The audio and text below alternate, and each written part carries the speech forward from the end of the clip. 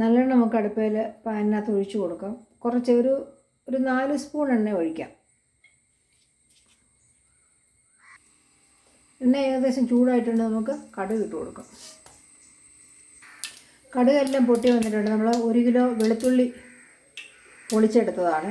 അത് നമുക്ക് ഇതിനകത്ത്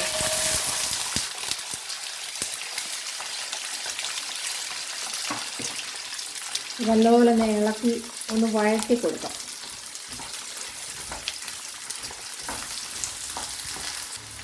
അതിലേക്ക് നമുക്ക് ഒരു 2 സ്പൂണ് ഉപ്പൂടെ ചേർത്ത് കൊടുക്കാം.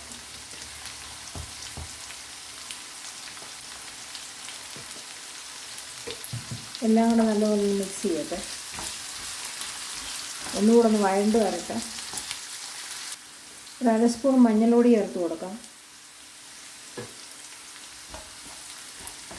നല്ലപോലെ മിക്സ് ചെയ്യാം.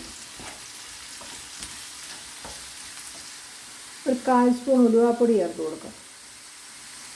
ഒരു 3/4 സ്പൂൺ കായപ്പൊടി ചേർത്ത് കൊടുക്കാം. കായപ്പൊടി കുറച്ചും കൂടെ നോക്കിയിട്ട് വേണേൽ ചേർത്ത് കൊടുക്കാം. എല്ലാം കൂടെ നല്ലവണ്ണം ഒന്ന് ഇളക്കി കൊടുക്കാം.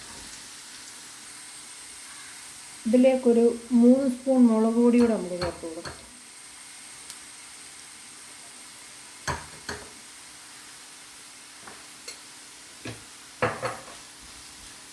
നല്ലപോലെ മിക്സ് ചെയ്യാം.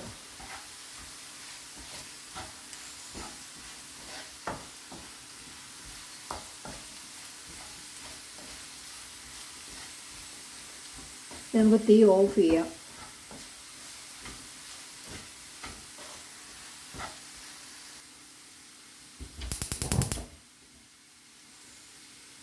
ഇതിലേക്ക് നമുക്കൊരു 2-3 സ്പൂൺ വിനാഗിരി ഒഴിച്ചു കൊടുക്കാം. ഒരു 3 സ്പൂൺ വിനാഗിരി ഒഴിച്ചാൽ ഈ എല്ലാം കൂടെ നല്ലപോലെ വീണ്ടും മിക്സ് ചെയ്യാം.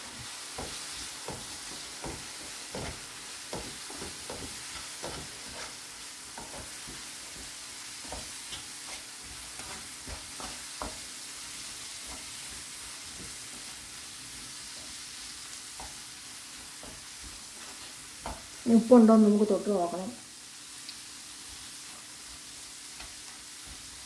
ആവശ്യത്തിന് ഉപ്പുണ്ട്. എല്ലാ കായപ്പൊടി എല്ലാം പരുവത്തിനുണ്ട്. നമുക്കിനി തണുക്കുമ്പോൾ ഇത് കുപ്പിയിലേക്ക് മാറ്റാം. ഇതാണ് നമ്മുടെ സ്വാദിഷ്ടമായ വെളുത്തുള്ളി അച്ചാർ. എത്ര നാൾ വേണേലും കേടുകൂടാതിരുന്നോളും. നല്ല ഗുണമുള്ള സാധനമാണ്. നമുക്ക് ഒരല്ലി മതി നമുക്ക് ഒരു പ്ലേറ്റ് ചോറുണ്ടാകാൻ. കൊണ്ട് എല്ലാവരും ട്രൈ ചെയ്യണം.